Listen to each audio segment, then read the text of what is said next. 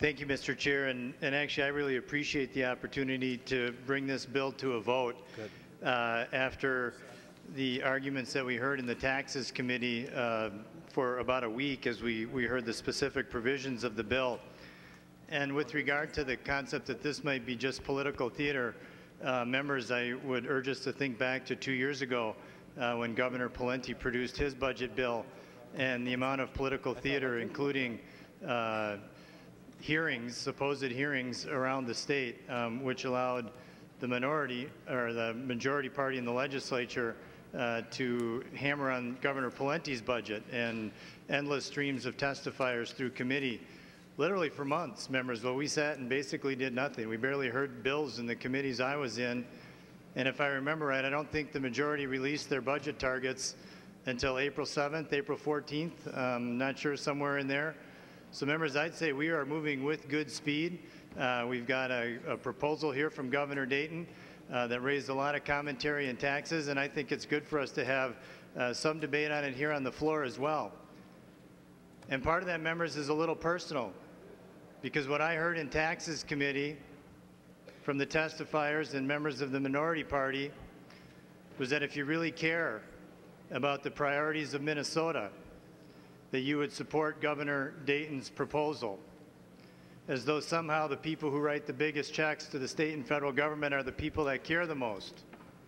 Members, I would submit that the people who care the most right now, given our fiscal situation, are the ones who are doing the hard work of reform, trying to reposition this state in a way that we can succeed and be sustainable down here in state government for the future and provide the necessary services. And we were told that this was about fairness. The implication being that if you didn't support Governor Dayton's high-end tax increases, that you didn't support fairness. And yet nowhere in Governor Dayton's budget did he do anything for the poor in this state.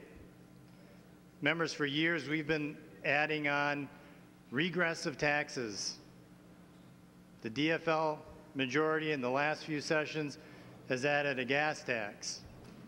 We've added a statewide sales tax. We've added a Hennepin County sales tax. We've added tab fees. We've added tobacco and cigarette fees.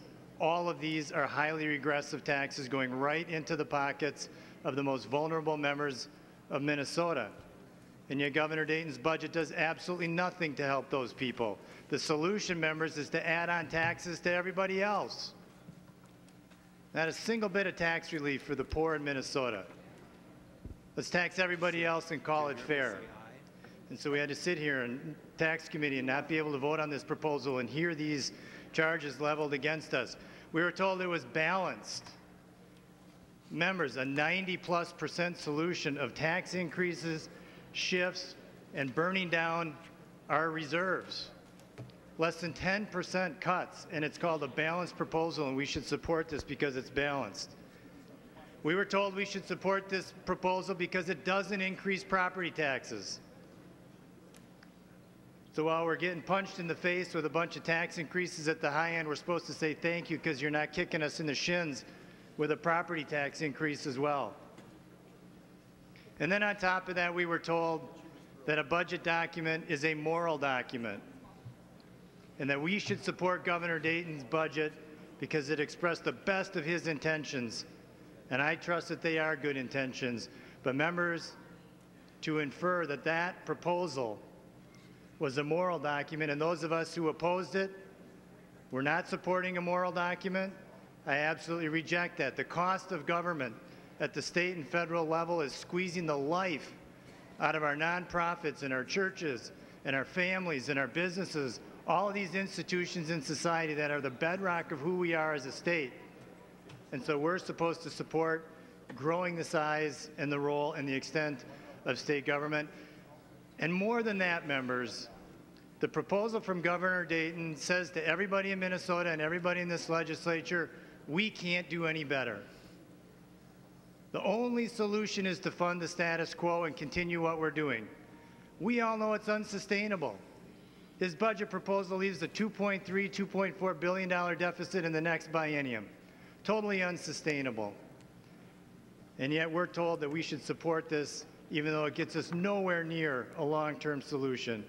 So members, I support Representative Garofalo's motion. I'm glad we're taking a roll call, and I'm glad we get to answer the charges that we heard placed against us in the majority in those tax hearings. So I welcome this roll call vote.